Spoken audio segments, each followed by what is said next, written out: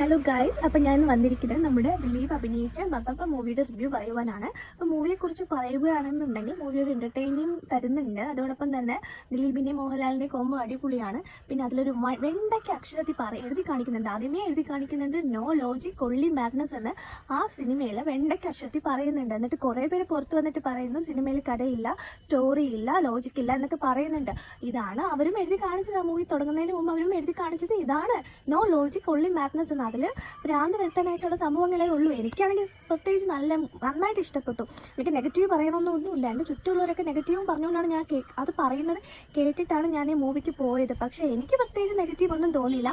എനിക്ക് 2.5 മണിക്കൂർ ഒന്നും ചിന്തിക്കാതെ അതിനകത്തിരുന്ന് സിനിമ കാണാൻ പറ്റി. പിന്നെ മൂവിയിൽ കുറേ ആക്ടേഴ്സ് അഭിനയിക്കുന്നുണ്ട്. ബാലു വർഗീസ്, സലീം കുമാർ, പിന്നെ വന്നിട്ട് നമ്മുടെ വിന്നി ശ്രീനിവാസൻ, ധ്യാൻ ശ്രീനിവാസൻ, അങ്ങനെ ഒരുപാട് പേര് ആ മൂവിയിൽ അഭിനയിക്കുന്നുണ്ട്. എല്ലാവരും നല്ല കോമഡിയുമാണ്. ഞാൻ ഒരുപാട് ഇരുന്ന് ചിരിച്ചു. എനിക്ക് നല്ല പ്രത്യേകിച്ച് ഇഷ്ടപ്പെട്ടു ആ മൂവി. എനിക്ക് ഒരു നെഗറ്റീവ് പറയാനില്ല.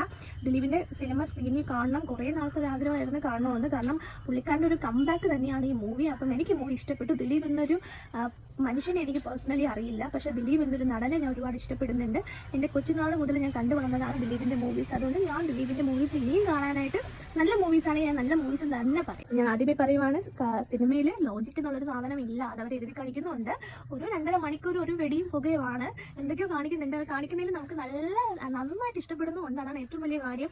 ചുമ്മാ വന്നിട്ട് അഴിഞ്ഞാട്ടം കാണിച്ചിട്ട് പോകുന്നത് പോലെ എന്തൊക്കെയോ പിടിക്കട്ടും പൂരവുമായിട്ട് മൂവി അടിപൊളിയാക്കിയിട്ടുണ്ട്. ഇങ്ങനത്തെ മൂവീസൊക്കെ ഞാൻ ഇഷ്ടപ്പെടും. സോ എല്ലാവരും തിയേറ്ററിൽ പോയി കാണണം. തിയേറ്ററിൽ പോയി കണ്ടാൽ മാത്രമേ നമുക്ക് അതിൻ്റെ ആ ഒരു എഫക്റ്റ് നമുക്ക് കിട്ടത്തുള്ളൂ. അതുപോലെ തന്നെ ബാക്ക്ഗ്രൗണ്ട് സ്കോറും അതുപോലെ വിഷ്വൽ എഫക്ട്സ് ഒക്കെ നന്നായിട്ട് എടുത്തിട്ടുണ്ട്. ഒരുപാട് കോമഡി സീരീസ് ഉണ്ട്. അതിൽ റിയാസ് ഖാൻ്റെ ഒരു എൻട്രി ഉണ്ട്. പറയുമ്പോൾ എനിക്ക് ഇപ്പോഴും ചിരി വരും. ഞാൻ കുറേ നേരം അത് ആലോചിച്ച് ചിരിച്ചായിരുന്നു റിയാസ് ഖാൻ്റെ എൻട്രി. അത് അടിപൊളിയായിരുന്നു. ബാക്കിയൊക്കെ എല്ലാവരും നന്നായിട്ടുണ്ട്. അതിൽ നല്ല രസമുണ്ട്. ഒരുപാട് പേര് ഒരുമിച്ച് അഭിനയിക്കുന്ന ഒരു മൂവിയാണ്. തിയേറ്ററിൽ പോയി കാണുക. Okay, by.